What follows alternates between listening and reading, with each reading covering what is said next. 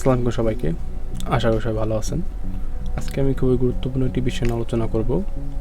যারা গুগলে AdMob use করেন তারা ব্যানার অ্যাড সম্পর্কে সবাই অবগত।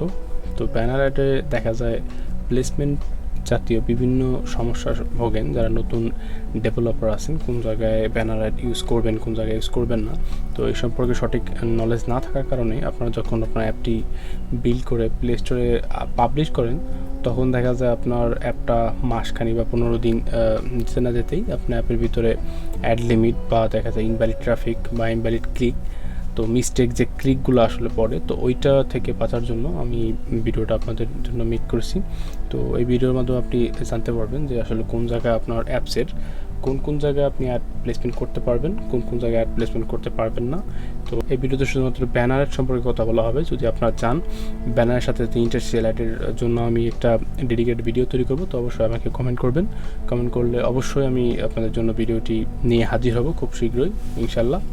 তো আশা করছি যদি আপনি ভিডিওটা প্রথম থেকে শেষ পর্যন্ত দেখেন, তাহলে ব্যানার অ্যাডস প্লেসমেন্টে আপনার কোনো রকম সংকোচ বাতিতে থাকবে না। আপনি সঠিকভাবে কী করে ব্যানার অ্যাড ইউজ করতে হয় আপনার অ্যাপের ভিতরে, যাতে করে আপনার ভবিষ্যতে অ্যাড লিমিট বা আপনার অ্যাড ট্রাফিক বা ইনভ্যালিড ক্লিক না আসে, সেক্ষেত্রে আমি ধারণা দিয়ে থাকবো। তো আমি আমার ভিডিওটি শুরু করছি।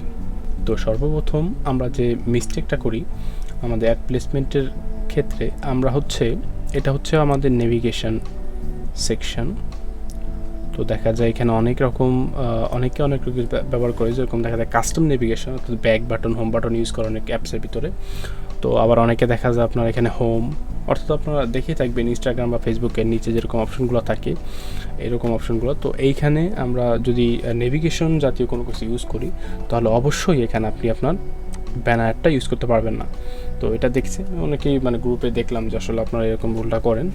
তো এটা অবশ্যই কখনো করা যাবে না। আপনি যদি নেভিগেশন নিচে ইউজ করেন, তাহলে কখনোই তার নিচে এবং এখানে দেখতে পাচ্ছেন এটার উপরে ব্যবহার করা যাবে না।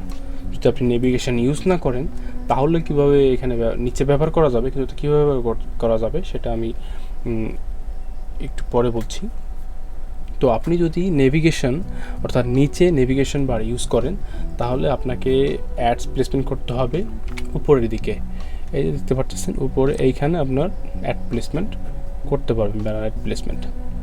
তো এখানে অ্যাড প্লেসমেন্ট করার ক্ষেত্রে আপনার কিছু বাধ্যবাধকতা আছে।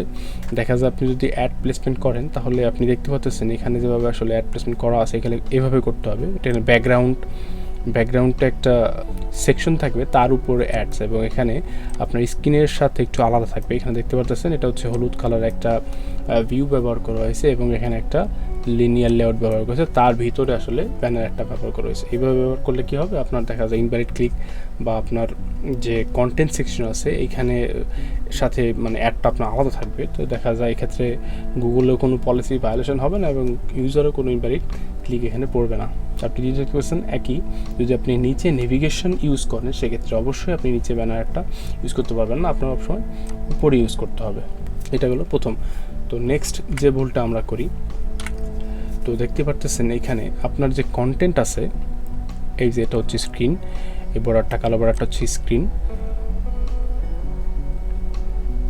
তো স্ক্রিনের ভিতরে যদি আপনার কন্টেন্ট থাকে, তাহলে কন্টেন্টের উপরে কখনোই ব্যানার অ্যাড ওভারল্যাপ হতে পারবে না। ওভারল্যাপ মানে দেখতে পাচ্ছেন এই যে একটু বের হয়ে আছে, আপনার কন্টেন্টের অংশ এটা বের হয়ে আছে।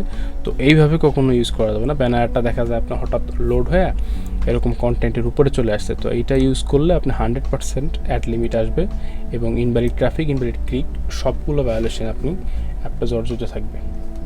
তো এটার ক্ষেত্রে আপনি কি ইউজ করতে পারেন, এখানে দেখতে পারতেছেন এই সেকশনে যেভাবে ব্যবহার করা হয়েছে, আপনার কন্টেন্ট থেকে আলাদা করে এখানে সেরকম একটা লিনিয়ার লেআউট, এখানে একটা ভিউ দিয়ে আলাদা করে দেওয়া হয়েছে, যাতে ইউজার আসলে বুঝতে পারে যে এটা অন্য একটা সেকশন, এবং এর ভিতরে আপনি আপনার ব্যানারটা ইউজ করতে পারেন। এভাবে করলে কি হবে, আপনার এক কন্টেন্ট থেকে জিনিসটা আলাদা হবে, এবং এটা হচ্ছে একটা স্ক্রল ভিউ। তো স্ক্রল ভিউর নিচে গেলেও এইটা আসলে সরবে না, এটা এই জায়গায় থাকবে, বা একটা লোড না হলেও এখানেই একটা থাকবে। তো ওইভাবে করলে দেখা যায় আপনার ইনভ্যালিড ক্লিকের আসার সম্ভাবনা একদমই নেই। আমি এখানে আপনাদের সুবিধার্থে এইটুকু ডিজাইন করে রাখছি।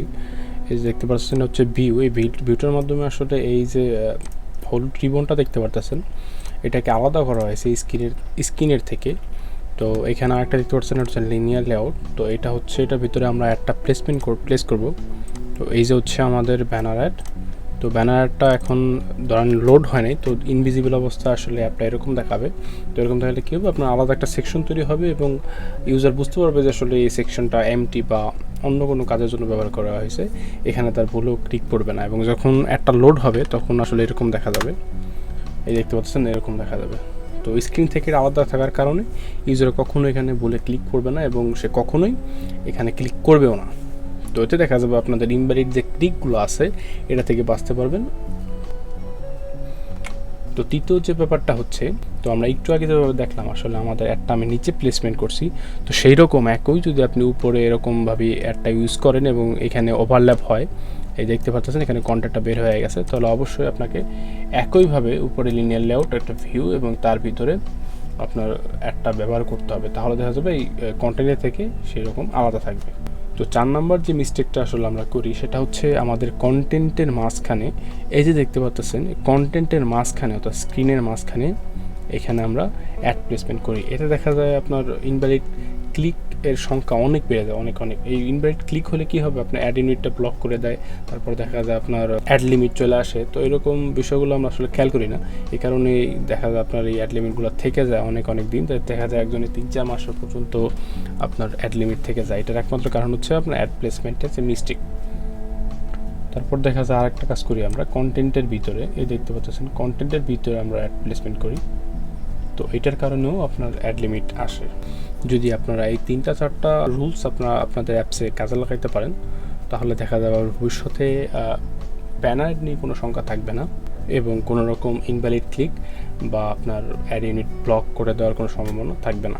আপনার যদি আমার ভিডিওটি ভালো লেগে থাকে অবশ্যই চ্যানেলটি সাবস্ক্রাইব করবেন এবং লাইক দিয়ে পাশে থাকবেন। যদি আপনারা নিয়মিত এরকম ভিডিও পেতে চান তাহলে অবশ্যই সাবস্ক্রাইব করে দেবেন। ধন্যবাদ।